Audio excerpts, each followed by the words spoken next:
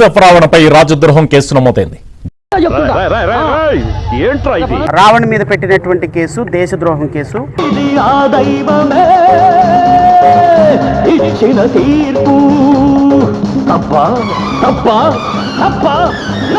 Rising war against government of India మరణ శిక్ష పడేటువంటి కేసులు కూడా పెట్టారు.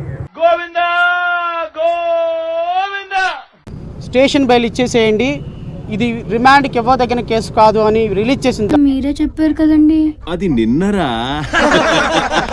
నాకు తెలీదు, మీడియా సోదరులు మరి ఎక్కడైనా వీడియోలో మాట్లాడితే మరణశిక్ష పడే కేసులు పెడతారని. ఏడుస్తున్నాడు. ఏడవట్లేదా? కన్నీళ్ళు గారి ప్యాంటు కూడా తడిచిపోయింది, ఏడవట్లేదంట. మొదటిసారిగా మా గౌరవ ఉప ముఖ్యమంత్రి గారి యొక్క ఇలాకాలో ఈ విధమైనటువంటి మరణశిక్ష పడే కేసులు విలేకరుల మీద పెడతారని నేను ఊహించలా. ఎప్పుడు ఊహించినోడితో అవుతుంది. అయినప్పటికీ కూడా న్యాయమూర్తి గారి దగ్గర సుదీర్ఘమైన వాదనలు జరిగినాయి. న్యాయానికి జరిగిన ఈ సమరంలో తీర్పును రిజర్వ్ చేశారు. బహుశా ఇంకొంచెం సేపట్లో తీర్పునిచ్చే అవకాశం. ప్రాసిక్యూషన్ తరఫున డైరెక్టర్ ఆఫ్ ప్రాసిక్యూషన్ మరొక 25 మంది లాయర్లు వచ్చారు. చాలా సుదీర్ఘమైనటువంటి వాదనలు వినిపించారు. నేను నిరపరాధి, నేను ప్రూవ్ చేసుకోవడానికి అన్ని దారులు మూసుకుపోయాయన్నమాట. రావణ్కి బతికే అవకాశం లేదు, రావణ్ చచ్చిపోవాలి, రావణ్కి మరణశిక్ష వేయాలి.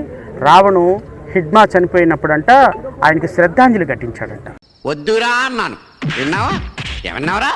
సమరసింహాలం అన్నావు. మనం సమరసింహాలం కాదురా, సీమలో చీమలం. హిడ్మా ఐడియాలజీని సపోర్ట్ చేసినటువంటి రావణు బతికే అవకాశం లేదు.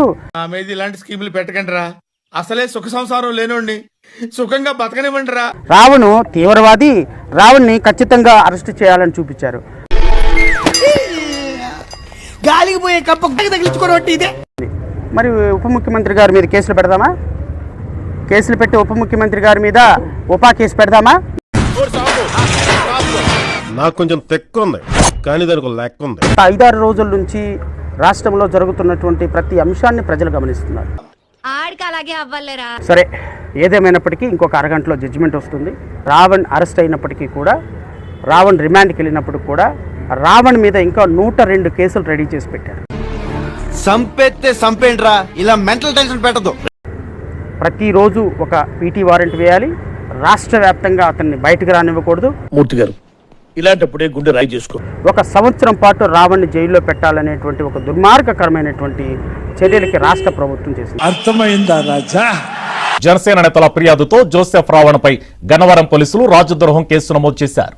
అయిపోయింది, బతికి అయిపోయింది. నీ కొత్త చెక్కేస్తారులే ఈ రోజంతా, జాగ్రత్త పడుకుంటా. ఈరోజు రావణ్ని మరలా 4వ కేసులో పైకరాపేట పోలీసులు అరెస్ట్ చేశారు. మీ కష్టం పగవాడికి కూడా రాకూడదు గురుగారు.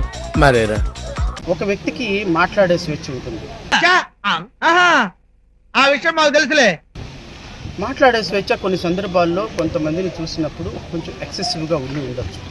ఎదుటి వాడితో మాట్లాడేటప్పుడు ఎలా మాట్లాడాలో నేర్చుకో.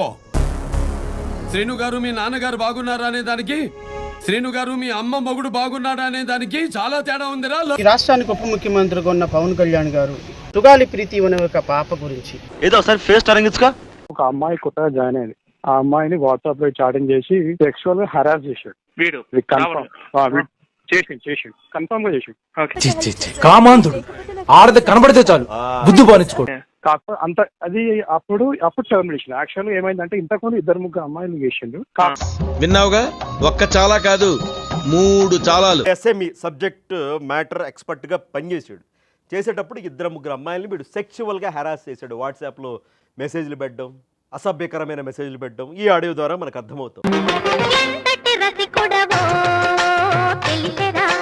సో ఇతనికి గొడవలు, ప్రతిదానికి గొడవలే. ఒకళ్ళ కాదు, 2 కాదు, లిఫ్ట్ ఇస్తారని తీసుకెళ్లి మొలాస్ చేయడం, వాట్సాప్ లో మెసేజ్లు పెట్టడం, ఇలా ఒకరికి కాదు, 2 కాదు, దాదాపుగా 60 మంది దేలేరు. సో వీడొక పరమ లుచ్చా తుచ్చా గుచ్చా ముచ్చగాడు, పచ్చి మోసగాడు. వరుసగా కంప్లైంట్లు రావడంతో, కాకపోతే సరైన ప్రూఫ్ ఏది లేక వీడు ఫేక్ సర్టిఫికేట్లు పెట్టి ఉద్యోగం పొందాడని చెప్పేసి ఆ రీజన్ పెట్టి వీడిని ఉద్యోగం నుంచి పీకి పారేశారు.